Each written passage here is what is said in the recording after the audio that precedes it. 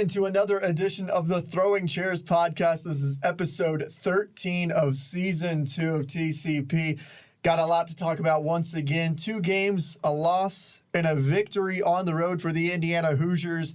Without further ado, I'm your host, Hayden Smith, joined alongside the Hoosier Network's finest, Audrey Marr and Thomas Montalbano.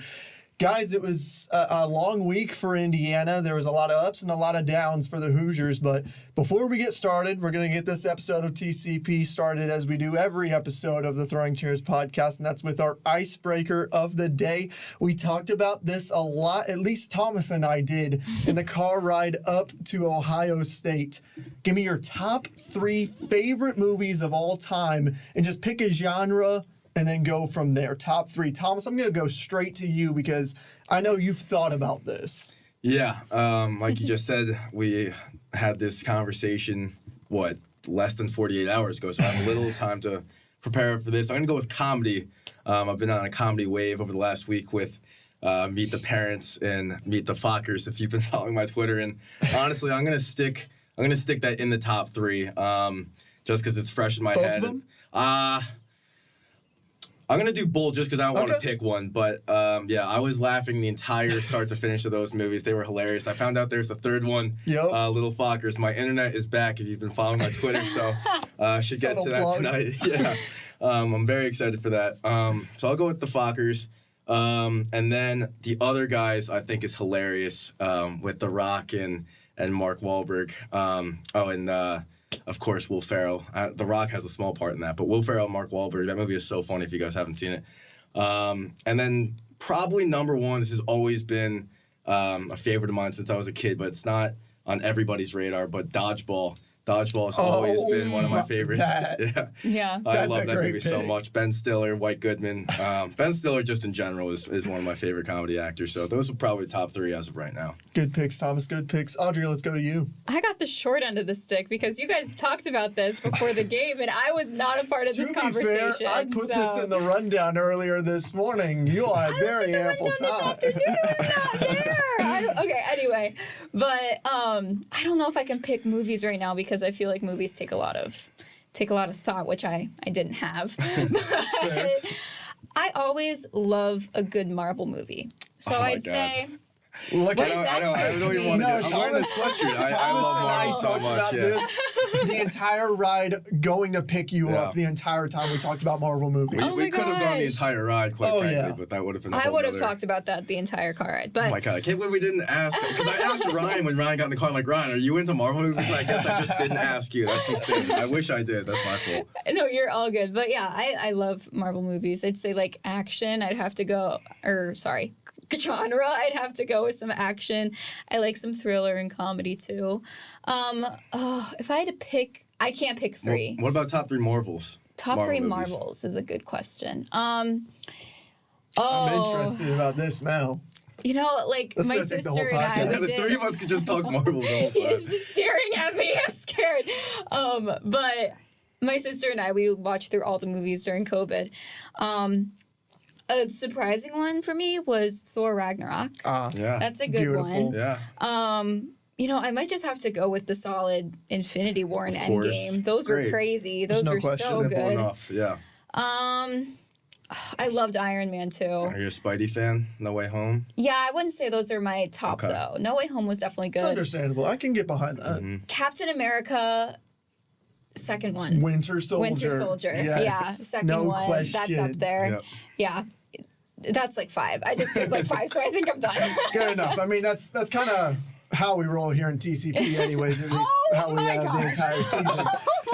I am going to go another direction. I'm going to go, I like kind of end of the world kind of movies. I don't know why. I'm a sucker for those. I get it. I hate that I just got on you, Audrey. I've got 2 honorable mentions. Interesting. I got honorable mentions. Very interesting, Hayden.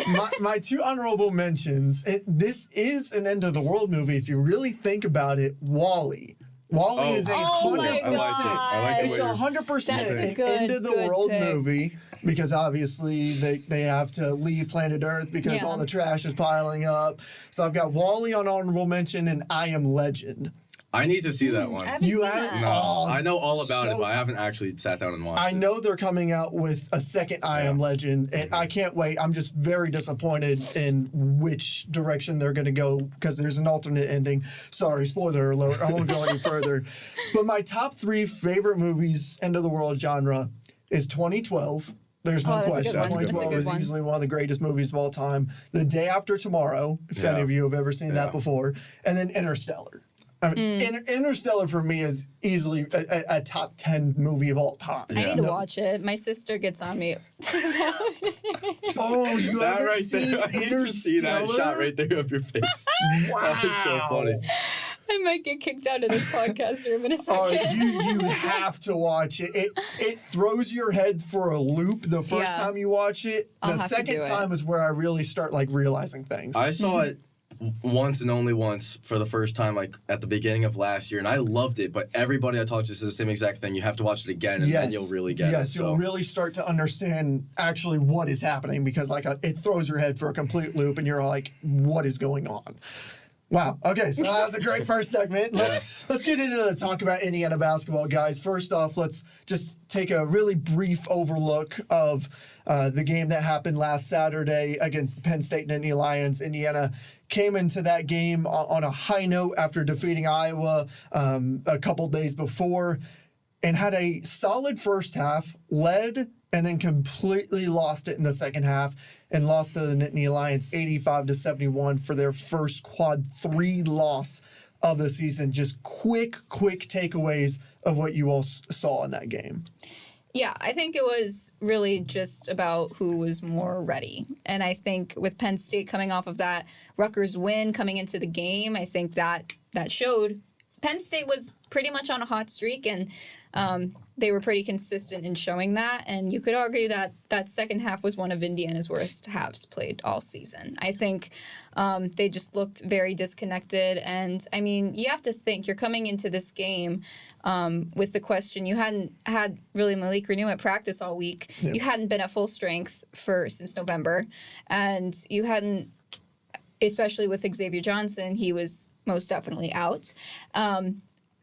Heading into that game, it seemed that, especially with the Iowa win, Indiana started to get more connected, and they were all just on the same wavelength. And then the end of that Iowa game, just the beginning and end of that Iowa game really just threw that all in for a loop. Mm-hmm. So, I mean, Penn State was connected on all aspects on the other hand, and they were clearly using that to their advantage with Indiana's fatigue. And I think, which we'll get into in a minute, but Indiana clearly used that loss to come together and almost look at themselves in the mirror at the end of the day. And yeah, we'll talk about that too. Yeah, I'm going to touch on what you touched on for a second there. It was really just a tale of two halves. They looked pretty solid in the first half. They were shooting 57% from the field, Indiana that is. And then in the second half, that dropped off to 37%, a major decline. Penn State, on the other hand, they were shooting 52% from the field in the first half, which is pretty solid themselves. And they increased to 64% in the second half. Just really wiped the floor with Indiana in that second half. It quite frankly looked like a completely different game that they were playing coming out of the locker room. And yeah, it was an inexcusable loss. I remember we said on the last podcast going into that game, it would be considered an inexcusable loss. And none of us, including Durham, we didn't really think that would happen at all. Mm-hmm. We didn't think that there was a chance of that happening. And they go ahead and lose by 14. It was a new level of shocking. And like you said, Audrey, they definitely looked themselves in the mirror and bounced back against Ohio State, although it wasn't the way they planned on it, which we'll get to in a couple minutes. But rough game against Penn State, solid comeback win against Ohio State. Yeah, both of you all said it really, really well, so we'll just go on ahead and move on to the next subject at hand. Indiana bounced back immediately on Tuesday against the Ohio State Buckeyes in Value City Arena and won 76-73, trailing for most of the game up until around the 5-minute mark, I believe, of the second half. I mean, it was just a complete 180 from what we saw just days earlier against Penn State. It was against Penn State, a terrible second half and a decently good first half. And then against Ohio State, it was a terrible first half and one of their best second half performances of the season. I mean, there's really not a lot of words for how Indiana was able to really rally together and then come back from down 18 points to end up winning that ball game. Just your all's quick takeaways from that.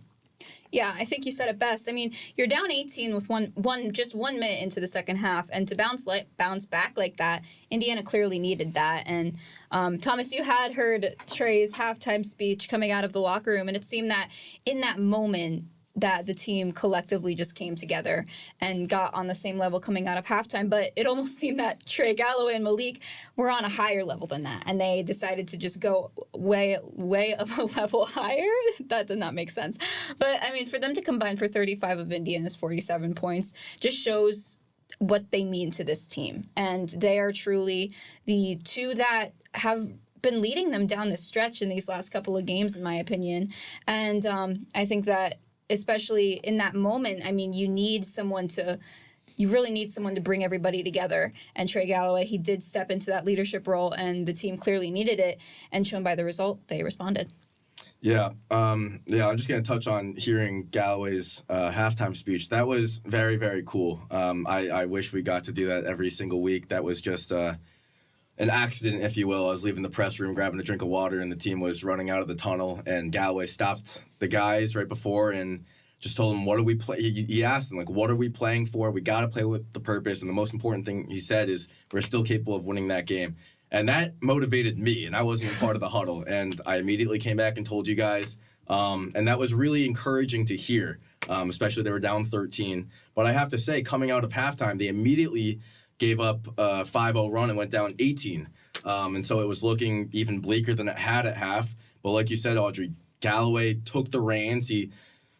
I told my roommate, I thought he turned into LeBron. He took over that game. He was phenomenal. He had 19 in the second half. He willed the team to victory, along with Malik Renew and along with the help of Anthony Leal's massive shot there at the end of the game. But Trey Galloway, definition of a leader, definition of a captain, and we saw it against Ohio State. That was one of the most impressive halves I've seen this entire season.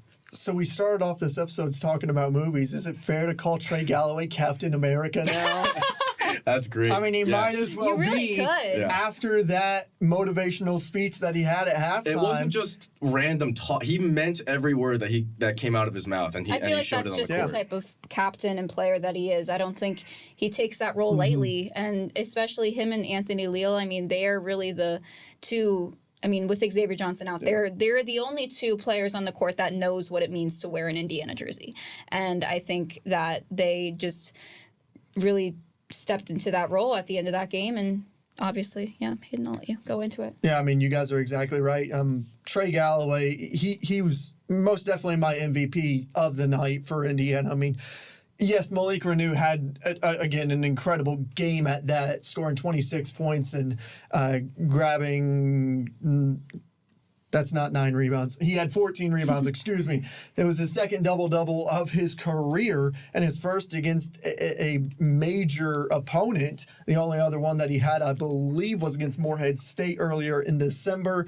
But yeah, I mean, Galloway and Renew together, it was easily one of the deadliest 1-2 punches I've seen since Trace Jackson-Davis and Jalen Hood-Schifino last season. I mean, they combined for 51 points the entire game, 47-31 in the second half. Indiana just, I wouldn't have pegged this Indiana team to be able to come together being down 18 points and being able to come back and come away with the victory, especially on the road. Just coming into that game, I didn't think Indiana really had that leader in them. I mean, Trey Galloway had been relatively quiet throughout the entire season. And then, I mean, like you said, Thomas, I mean, he was very vocal for Indiana, and they needed that win. That was almost a must. That was a must-win in my books for them. I mean, going forward, just about every game up to this point is going to be a must-win. I mean, you all talked about Anthony Leal.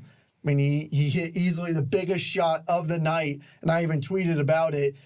Mike Woodson drew. He didn't say it, but Mike Woodson certainly drew up that play for Anthony Leal to take that game-winning 3, and that's just incredible to see a guy that had not been getting that many minutes throughout his first 3 years of college basketball. His one and only shot of the night. Exactly. Yeah. Takes that shot and knocks it in without hesitation.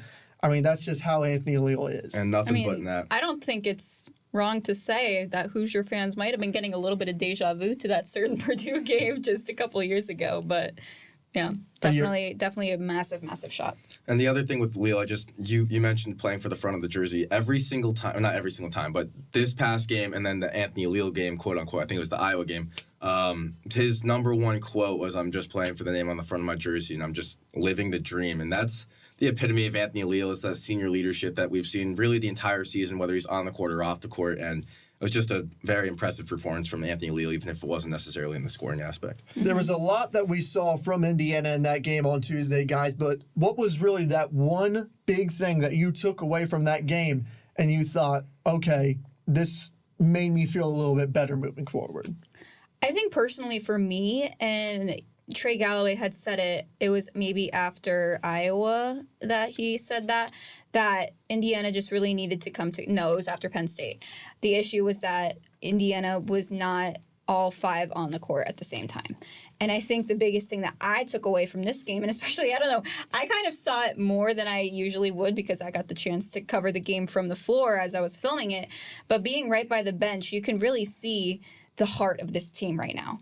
And I think especially in this game, to come back down 18 and come back just in that second half and have really Malik Renew and Trey Galloway combined for 35 points and lead you guys down the stretch, I think that just really shows who this team is and that they are dedicated. Even if you're at this point of the season where you have had a lot of low points, you can take that and look back at this game and realize that you have come down from a massive deficit, with Ohio State being pretty consistent throughout the entire game and holding on to that lead, even with Indiana starting to crawl their way back. So I think the biggest thing that I took away was this team's togetherness, especially in this game and in that second half. Yeah, for me, it's definitely listening to Galloway, but listening to him speak that into existence. I mean, they were down by 18. I'm not going to try and repeat everything I just said, but it was literally almost like watching a movie. It wasn't just random words, and he wasn't just, going through the motions and let's just finish the game and we're down so bad. Like, no, he's the captain of the team. The team is already in a bad spot in this season. They're in even a worse spot than they started that night, because now they're down 13 at halftime to, quite frankly, a poor Ohio State team. And he, if he's like, if you guys won't do it, I'll do it myself. And he didn't do it himself. He had some help. And you talking about the all five players needing to come together as one. That's another thing that he said during that halftime speech that I didn't mention. But yeah, he truly believes that. He reiterated it. He said that a week ago, and he said it again during that halftime speech. That's probably the number one thing that he believes, or is certainly a key feature that he thinks is necessary to pull out these wins. And we saw it against Ohio State. Yeah, I mean, the heart that team showed in the second half, again, it's like I said just moments ago, I wouldn't have expected this Indiana team to be able to do that. I mean, I could definitely see that in past teams, especially any team that had Trace Jackson Davis on it, because he's a born leader, and especially considering those past teams just had a lot more experience than this year's team does. They have some experience, but most of those guys have been relatively quiet. Xavier Johnson, obviously, he's been injured most of the season. There's really nothing he can do apart from just cheering on from the bench and cheering his team on. And I mean, I take a look at that Anthony Leal shot, and Xavier Johnson is on the bench, and he's up in the air. He's celebrating with the team. The entire team was celebrating, and that actually looked like they were a team and they were playing together as a collective unit. Yeah, I agree. And I think that was a big part, was that a lot of people were concerned with how Xavier Johnson would respond to that injury.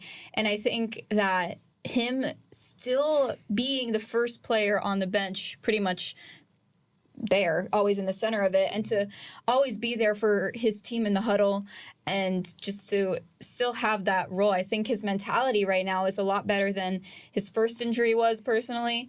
And I think for Indiana to have that, they need it. And it was definitely utilized well for Ohio State. Yeah, I mean, especially with how Malik Renew and Trey Galloway played in that game. I mean, it was huge for Indiana to finally see something like that come to fruition. Again, especially on the road. This is an Indiana team that only just saw their second victory on the road this season. Again, Indiana has not historically been a good team on the road, so it's refreshing to see them be able to beat a Big Ten team on the road and maybe get them a little bit more momentum going forward. But again, they're going to run into a buzzsaw here soon enough. The last thing I'll say on this is there was a video after the game of Malik Renew grabbing Galloway and then grabbing Anthony Leal, and that was the epitome of the game. Those three get 95% of the credit for that win, and that was an awesome video. One of the videos I got was when they were walking into the locker room. Before I started filming, Malik Renew was just clapping his hands and being like, "Woo!" And then after he looked right over and he saw Trey Galloway and just went like this and started giving him a noogie. So that was great. Yeah, I think this team definitely brought them together even more than they have been. And that's joy. I mean, when's the last time these guys have even acted the Iowa game, that they should have been pretty happy after that. But it's just so nice to see, and we haven't seen nearly enough of it this season, and you just feel good for them after a win like that.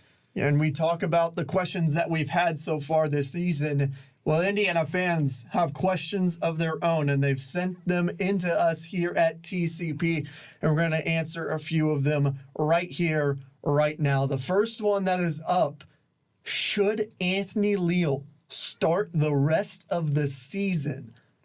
And we're going to base this off the X is out for the remainder of the season, as it is starting to look like he has been officially deemed out indefinitely. Odds are that's going to be for a good chunk of the season. We will see, and we will keep monitoring that situation. But Anthony Leal has played tremendous and has gotten a lot more minutes here in the past 4 or 5 games ever since, I believe, really Illinois. He saw a decent amount of minutes there off the bench, and then he's just continued to get an increased role game after game. So do you all foresee maybe Anthony Leal starting the rest of the season? Is that something that Mike Woodson might want to think about doing? Okay, I'll go. I'll say I can't answer for Mike Woodson, but I'll answer for myself. I remember during the predictions last time with Durham, we were guessing what the starting lineup would be. And I said Leal. I said Leal, I think, should get the green light with X being out for a couple reasons. One, I think he deserves it after all this time and with his recent play. I really think he's earned the spot. It's also, I'm not sure when or if he has ever started, so why not test it out? Not since high school. Okay, yeah. So I think it's a good opportunity to test it out. I mean, quite frankly, what do you have to lose? And beyond that, he's a senior, and I don't think he's going to be back next year. He has one more year of eligibility if he so chooses. It's the COVID year. Okay. Odds are he will come back. Gotcha. That's my assumption. I'm not breaking any news right here, Anthony Leal, but that's my assumption that he will come back because you just can't deny that NIL money. Gotcha. So with that being said, if he were to return, odds are he's not going to be a starter next year. So I think it's a great opportunity to give him the green light to start. Cups already has a couple, more than enough games of experience starting this season, more than I'm sure he anticipated. And the argument I would give for leaving Cups is, he's going to be your starting point guard for the future, and obviously want to give him that experience. But I think right now it's a good opportunity to give Leal a starting job, and I personally would. Yeah, I don't want to say that there would be any negatives to it, and I see the positives in the idea, but I also see the positives of him staying as a key role off the bench. I think he really does provide that leadership role on both sides. If there's a player down on the bench, he is right there. And he's also, heading into timeouts, he's the first person that goes and gets the chairs if the managers aren't on top of it. So he is always really just someone that is there on all sides of the court, even the chairs on the side of the court. But I think if they were to do it, I think that Mike Woodson is a coach that likes the way that his team is used to. He goes off of what his team is used to. So if it were to happen, I wouldn't foresee it happening until very late, more late into the season. I definitely don't think it's happening against Purdue. I'd say it would happen if it were to happen at one of Indiana's home games, because I think he is Mr. Indiana basketball. I think everybody loves Anthony Leal in the state of Indiana. So if he were to start, I wouldn't foresee it happening unless he wants to switch it up for Purdue. But coming off of a win like that, I think that Mike Woodson is going to want to stick with how his team played and how his team performed in that win. So I don't foresee it happening just yet. Yeah, I mean, I agree with both of the points that you all made.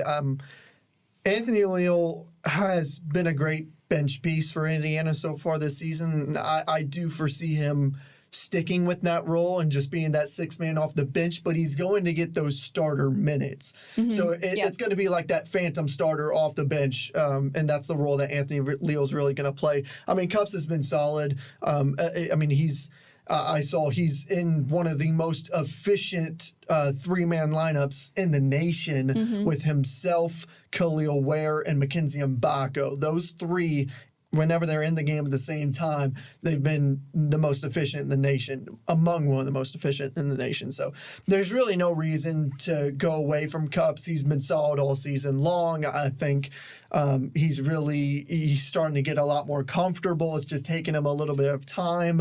But again, Anthony Leal coming off the bench, he's going to get probably about 25 minutes off the bench. I believe he got around 20-ish minutes. He got 26 minutes against Ohio State. So I foresee him to get around that same amount of playing time throughout the rest of the season.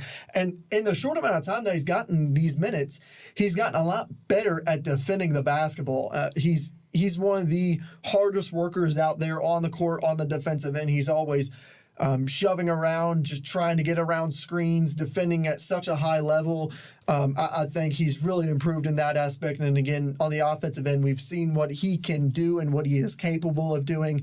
I think keep him coming off the bench for the foreseeable future. If something does really happen and Indiana loses a couple more games and it starts to look even more bleak than what it is right now, because I can assure you, Indiana fans, it can. Then I say give Anthony Leal the green light, give him off, get him starting a couple games. We've got another question here, and this one's very interesting, and it made me think for a little bit. What has been this team's biggest weakness so far this season? Well, do you want to go? Oh, okay. Go for it, Thomas. Immediately my head went to, and maybe this isn't fair to say, but staying healthy. That's completely fair to say. That's been killer this season, and that goes into my next point of consistency, which we haven't really seen an ounce of consistency throughout the year. But I think a big part of that is because of the injuries. I'll start with Ja'Kai Newton, who hasn't even seen the floor this season. Indiana certainly didn't necessarily expect that entering the season, but it's the first hiccup they had to deal with. And then Xavier Johnson misses the entire month of December.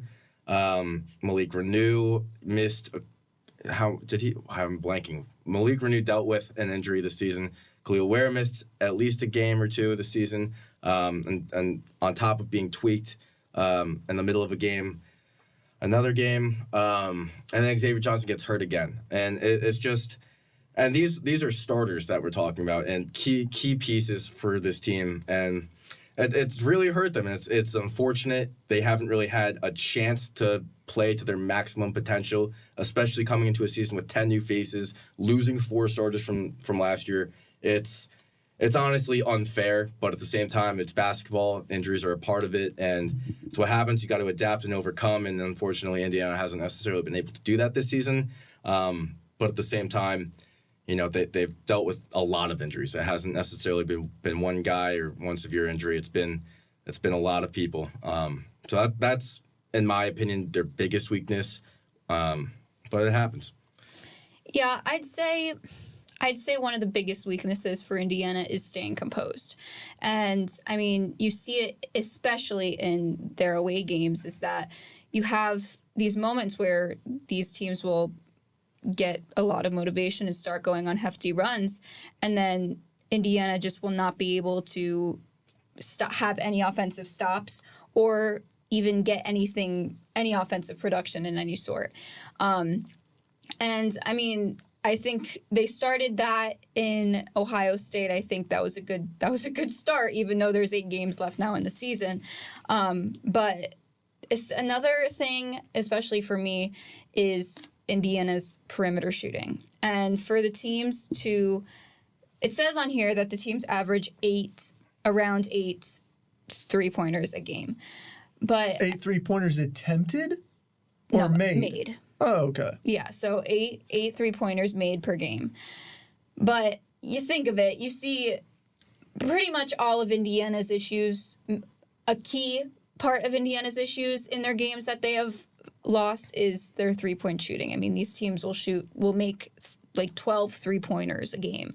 So I think that, along with not being able to really come together as one when these teams are just almost tearing you apart, I think that has been the team's biggest weakness, in my opinion. Yeah. Thomas, I think you alluded to it really quickly, but I'm going to say their consistency this season. And, I mean, there's been some times, I'll throw the Kansas game in there, where they've looked like top 25 teams and one of the best teams in the Big Ten. And then there's other nights where they look like they shouldn't even be in the NCAA. They've just been so back and forth this season. Again, a lot of that has to do with how young they are, which, again, they're not really that young. They're just inexperienced together. A lot of guys that haven't really played a lot of basketball with each other. I mean, that entire starting five, the only two that really had seen a lot of playing time coming into this season was Trey Galloway and Malik Reneau. Beyond that, there were 3 new faces between Gabe Cupps. Well, to start off this season, Xavier Johnson, but so far with the majority of the season, the bulk of the season, it's been Gabe Cupps, Mackenzie Mbako, and Khalil Ware. So I'm going to say their consistency this season has been really worrying. But, I mean, you look forward to the coming years that will be upcoming for Indiana. Trey Galloway could come back next year. He has an extra year of eligibility if he so chooses. Malik Reneau could be back next season. Maybe Khalil Ware and Mackenzie Mbaka. The bottom line is you're going to have a lot of guys coming back next season, and that you can build on with the pieces that you bring in, and they're going to be a lot more experienced together, and they're going to be able to get through some of these hardships that they haven't been able to get through so far this season because they are so inexperienced. Thomas, were you going to say something? Yeah, I was just going to add that even when X did return from the injury, and then he got ejected and he was dealing with what we presume was some mental stuff, Cubs was still starting in those games too. So you're right. He has started majority of the season. Even for that small instance was when X was back. So we've got one more question from Hoosier fans, and this one is very interesting. Who wins in a game, Indiana men's or Indiana women's basketball? Such a good question. I've just got to say, Terry Morin has done one of the greatest jobs that I have ever seen with a college basketball team, turning a team that was one of the bottom feeders in the Big Ten into a Big Ten regular season title team and one of the best teams in women's college basketball. I covered the team a lot last year, being with WIUX, being a broadcaster for the team. That was some of the best basketball I have ever seen in my entire lifetime, and they've done an equally as well job this season. Currently, they're playing Michigan State. I believe they just tipped off on Peacock here while we're recording on Thursday night. I got to say, they've done an incredible job over there. Yeah, definitely. I think the women really embody Indiana basketball right now, and to see what Terry Morin has done to really grow this program, and especially in a time that women's basketball is really starting to really popularize, I guess you could say, just really start to, especially with Caitlin Clark. I mean, Indiana is starting to really show themselves and how much of a crucial part that they have to women's basketball, and how dominant of a program they are coming to be. I think Terry Morin's ability to keep the team composed and come back and win those tough, difficult games is the most important part of that team. And it's something that the men's team hasn't really been able to do. But the women, they hang in there, they claw back, and they figure out ways to win games. And that's how you succeed in college basketball. In my most recent example, I don't follow the team as much as I should have, but I know against Purdue is a great example of them hanging in there, coming back and really sticking to it and getting that win. But I have to say, you guys did not answer the question of who wins men's versus women's. Well, I think we were going for a little bit of a discussion. Yeah, I mean, yeah, that's fair enough. We'll talk about it another time. Maybe we'll just put that off for another. I do have to say, I think we need to get a crossover here soon enough with the women's basketball podcast at some time. That would be cool. Hasn't been done just yet. That would be very cool. I'm definitely down for that. I thought you were going to say something like a scrimmage between a mix of the men's and the women's team, which I would also be interested in saying. Not necessarily the men's versus women's, but like a co-ed game of men's and women's. That would be fun to watch. They did a little bit of a thing like that during Hoosier Hysteria. So they mixed it up where I think like two of them were paired up in the skills challenge or whatever it was. That was fun. That would be so interesting to watch. I'm trying to think of a 5-on-5 game and just incorporating both. I'm just trying to think of what one of the good starting lineups would be. You gotta throw somebody like Sarah Scalia in there. Imagine Sarah Scalia on Indiana men's basketball. Whoa. Yeah. Wow. Would be very different dangerous. season. That's a 3-point shooter the men's team needs badly. But then I'm adding Mackenzie Holmes with Malik Renew and Khalil Ware. That is a front court that I don't think Purdue would want to face. That is nightmares right there. That would be certainly something to talk about, and man, maybe we get something started here, Scott Dolson. I mean, we answer the phone here all the time on TCP. So without further ado, we do just mention Indiana will take on their arch rival, the Purdue Boilermakers, in a Mackey Arena on Saturday night. Guys, this is primetime hoops on Fox. I believe you can only imagine it's going to be Gus Johnson on the call for Fox. Indiana lost to them earlier this season, just 3 weeks ago in Bloomington, 87-66. Guys, just biggest keys for an Indiana victory whenever they travel up north to West Lafayette. I think the biggest key is going to be how Indiana responds to both Purdue's guard play and their own guard play.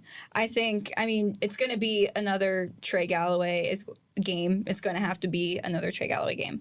And I think he's going to really need to lead them on the court throughout all 40 minutes of play.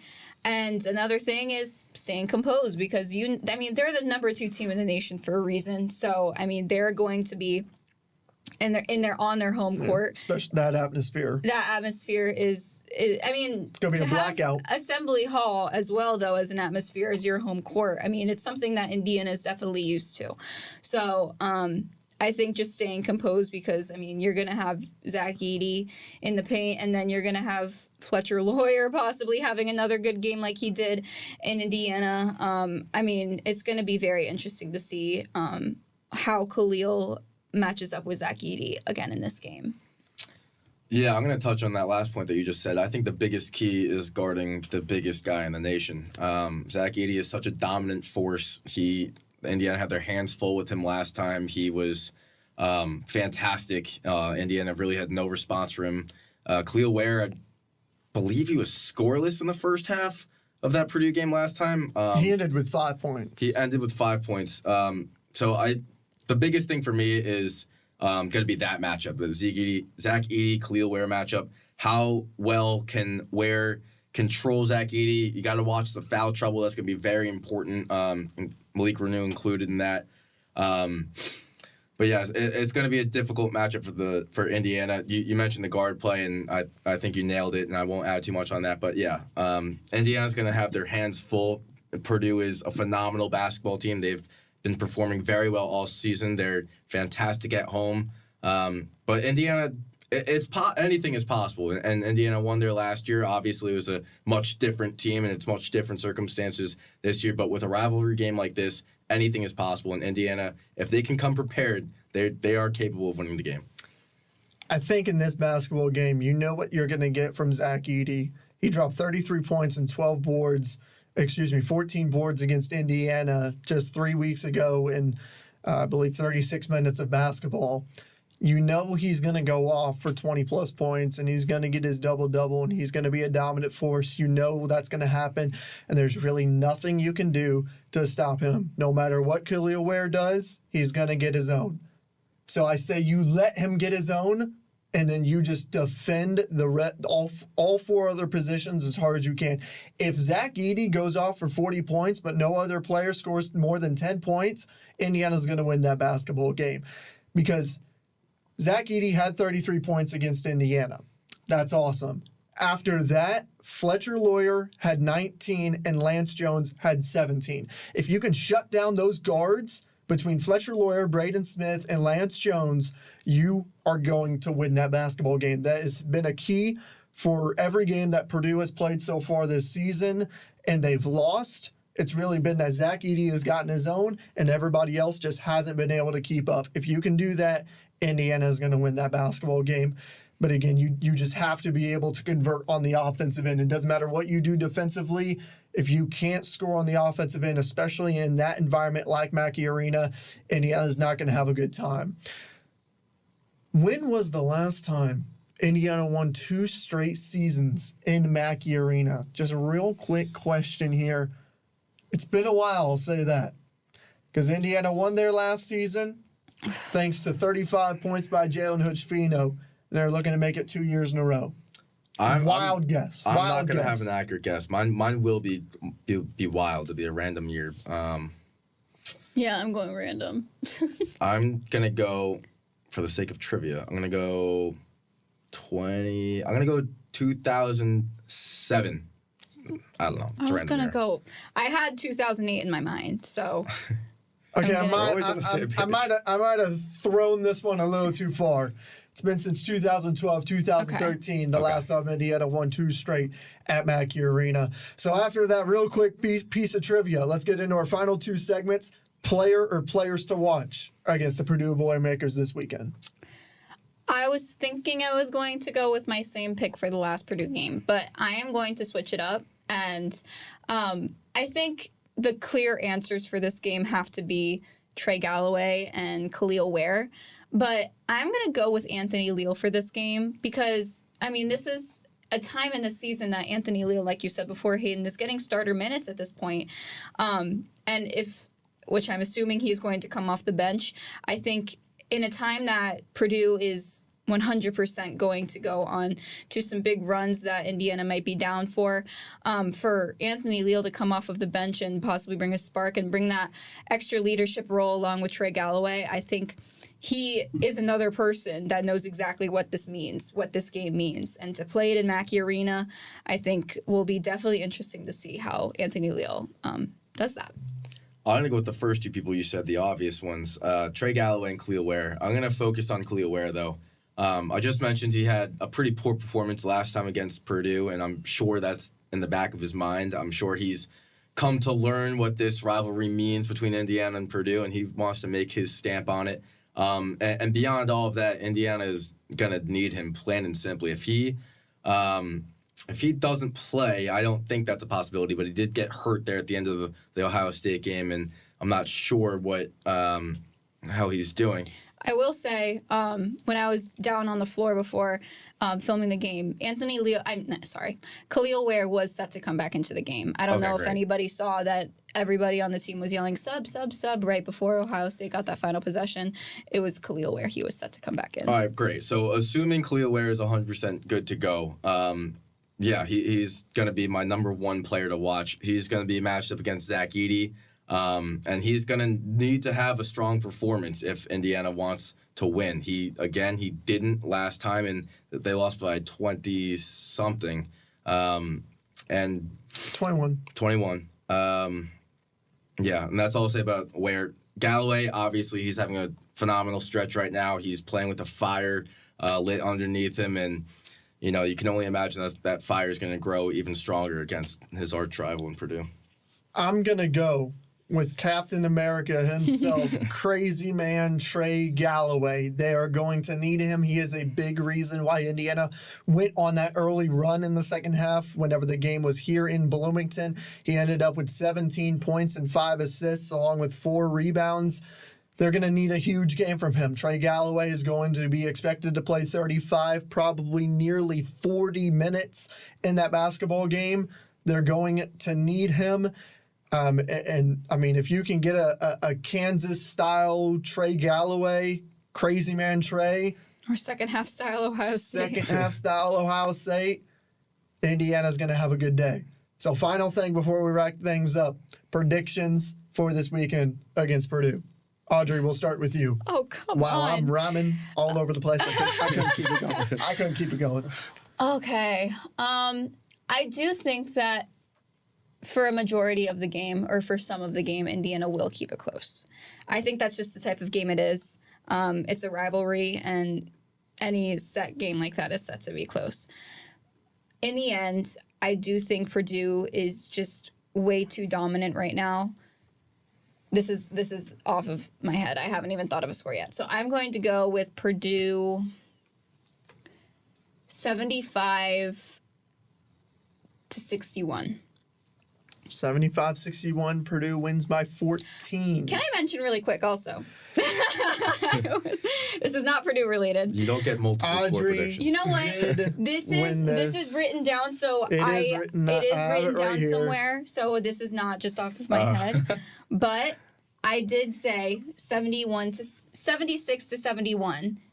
71 to 67. 71-67 for Indiana to win that game.